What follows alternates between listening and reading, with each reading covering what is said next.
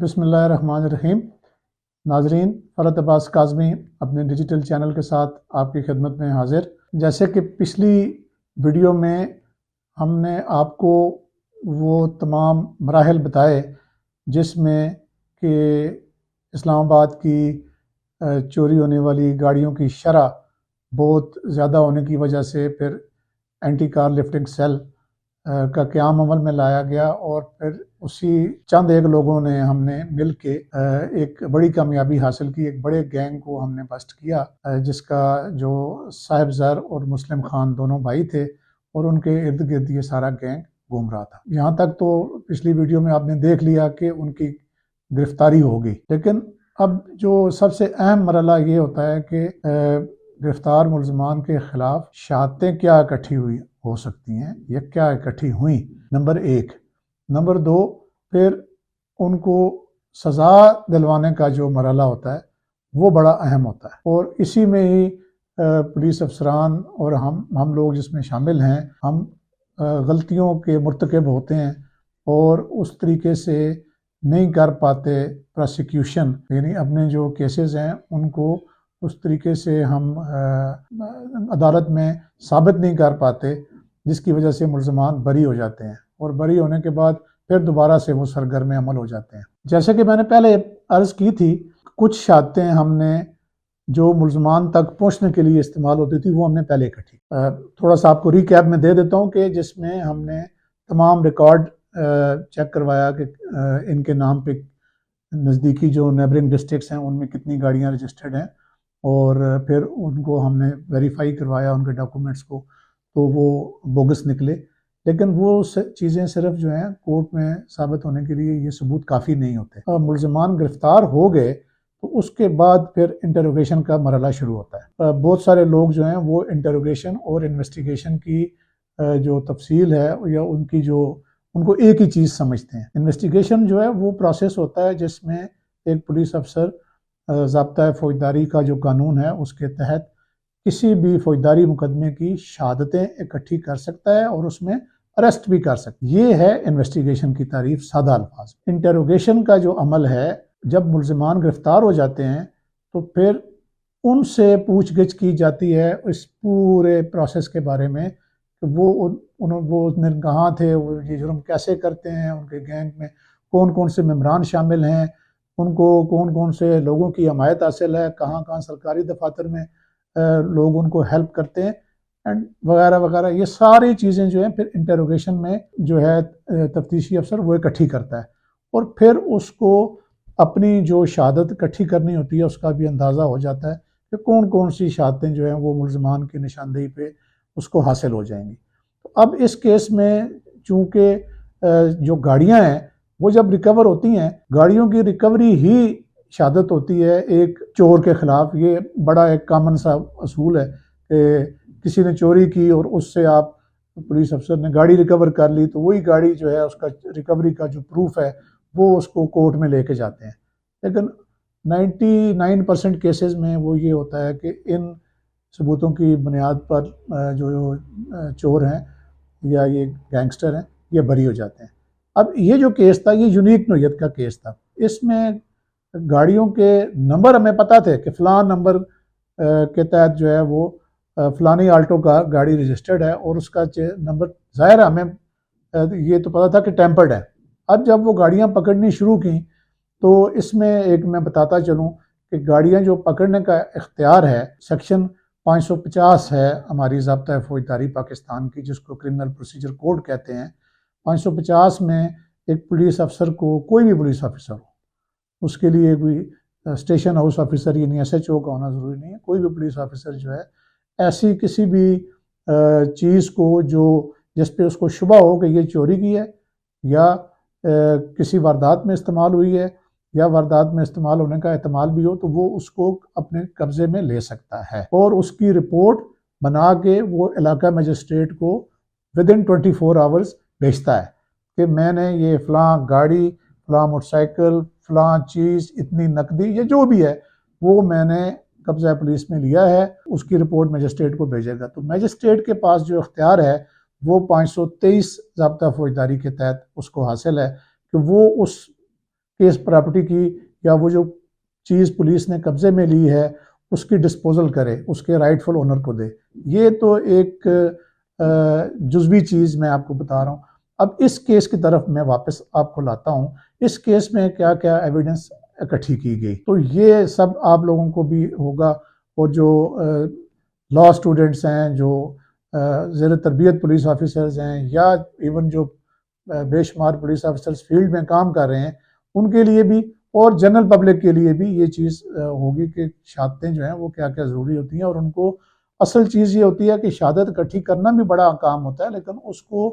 اس evidence کو ملزم کے ساتھ لنک کرنا یہ بڑا ضروری کام ہوتا ہے۔ تو اب کیا ہوا کہ گاڑیاں جب ہم نے پکڑنی شروع کی ان نمبروں پہ جو رجسٹرڈ تھیں، تو ظاہر ہے کہ ان گاڑیوں کے جو چیسز نمبر ہیں، اب آپ کو یہ ہوگا کہ چیسز نمبر کیا چیز ہوتی ہے۔ اب میں وہ بھی بتا دیتا ہوں کہ چیسز نمبر کیا چیز ہوتی ہے۔ جیسے ہر انسان کا فنگر پرنٹ جو ہے وہ اس کی ایک شناخت ہوتا ہے، یا ڈی این اے خون کے نمونوں میں وہ شناخت ہوتا ہے، یا جیسے آئیڈینٹی کارڈ اور ہمارا نام، یہ ہماری ایک پہچان ہوتی ہے۔ تو اسی طرح سے جو وہیکلز ہیں ان کی آئیڈینٹیفیکیشن ہوتی ہے، وہ چیسز نمبر کہلاتا ہے، یا فریم نمبر کہلاتا ہے اس کو،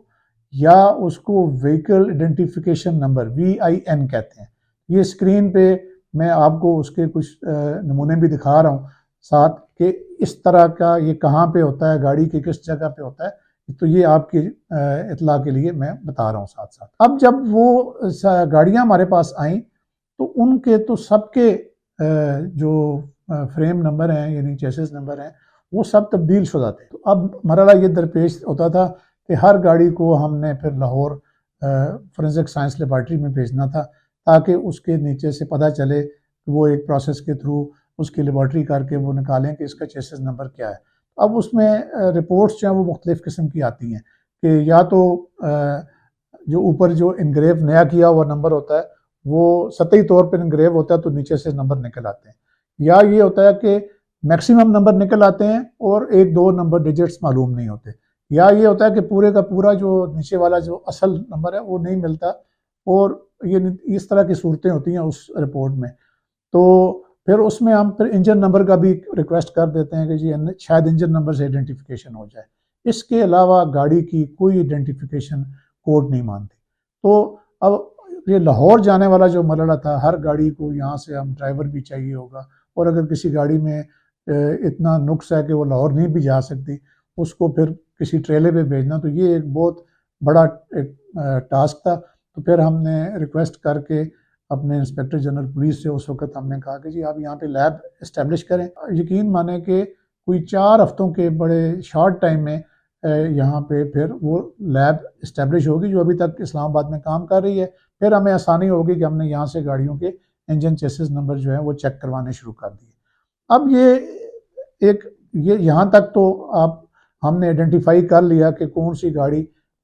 اس کا فریم نمبر کس FIR میں درج ہے۔ اب وہ بھی ایک بہت ضخیم کام تھا۔ اس کی وجہ یہ ہے کہ اس وقت تک کمپیوٹر ایجاد نہیں ہوا تھا۔ ایک چیسز نمبر کو دیکھنے کے لیے ہزاروں چوری کی گاڑیوں کا ریکارڈ جو ہے وہ دیکھنا پڑتا تھا، اور وہ میں آپ کو پھر اگلی ویڈیو میں بتاؤں گا کہ وہ جو چوری کی گاڑیوں کا ریکارڈ ہے وہ پولیس کس طرح مینٹین کرتی ہے۔ یعنی اس کو ہم